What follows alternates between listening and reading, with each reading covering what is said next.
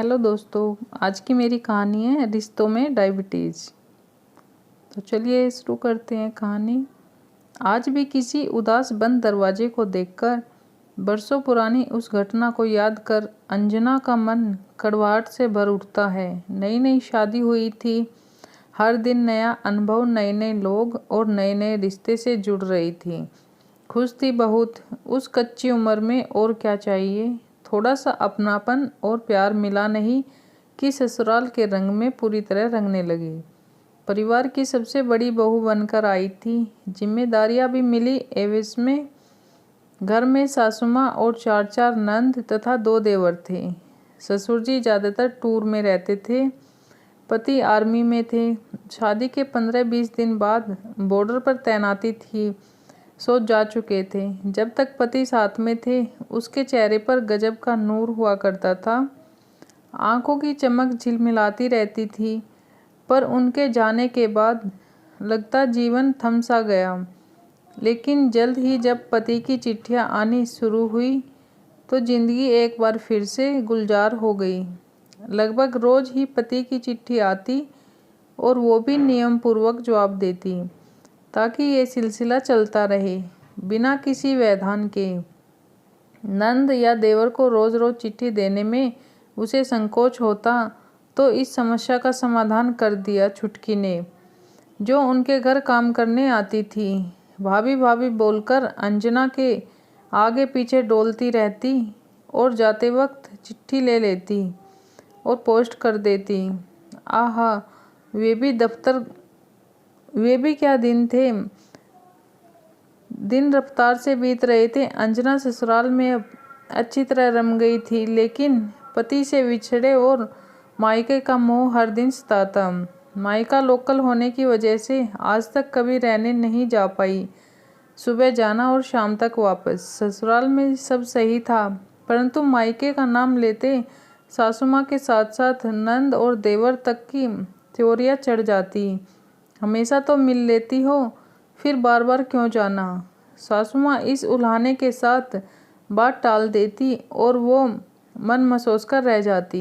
कभी कभी मन करता अपने मन के इस दुख को पति को बता दे लंबी चौड़ी चिट्ठी में। फिर खुद को रोक लेती कि वो खामखा परेशान होंगे, और फिर लग जाती घर के कामों में और सबकी तीमारदारी में। तब आज की तरह फ़ोन की सुविधा नहीं थी। मायके से भाई आया था, उसने बताया कि अगले हफ्ते बड़ी दीदी आने वाली है। अंजना ने मन बना लिया कि वो ज़रूर मिलने जाएगी और 1-2 दिन रुक कर आएगी।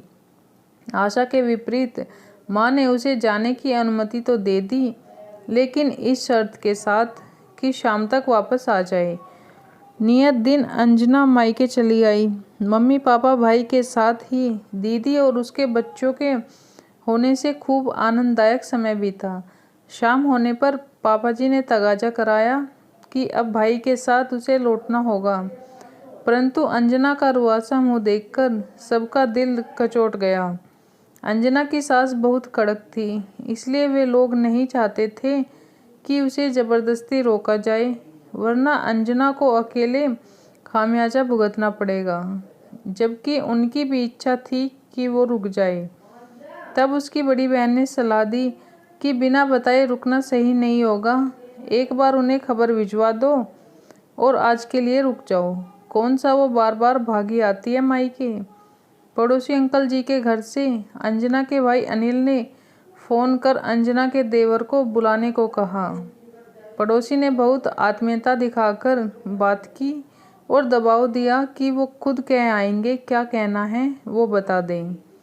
अनिल ने सुन रखा था कि दोनों परिवारों के बहुत अच्छे संबंध हैं, इसलिए उसने संदेश दे दिया कि अंजना कल ससुराल आएगी।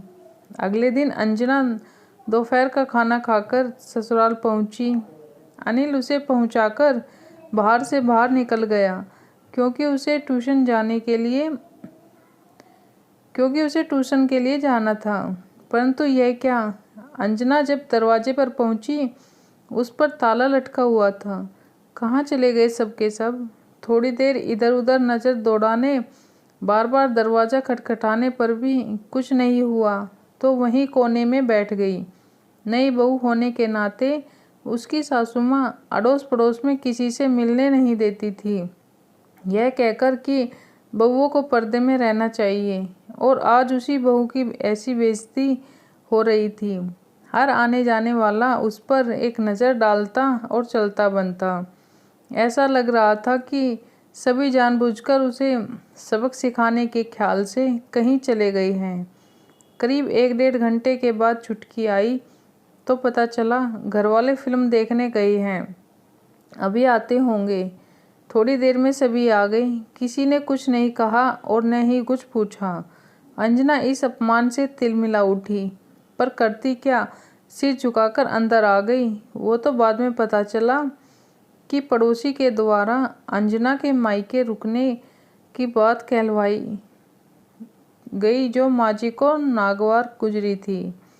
उनकी बहू उनके कंट्रोल में नहीं, इसका हल्ला हो गया था मोहल्ले में। तब उन सब ने अंजना को सजा देने के विचार से इस तरह बाहर जाने का प्लान बनाया ताकि उसकी बुद्धि ठिकाने लग जाए। पर भला ऐसे रिश्ते निभाए जाते हैं? पति की अनुपस्थिति में चुपचाप ससुराल में रहने वाली अंजना का मन उन सब से फट चुका था। छोटी मोटी ऐसी घटनाएं आए दिन होती थी, पर वो नज़रअंदाज कर देती थी। परंतु इस घटना से वह टूट गई।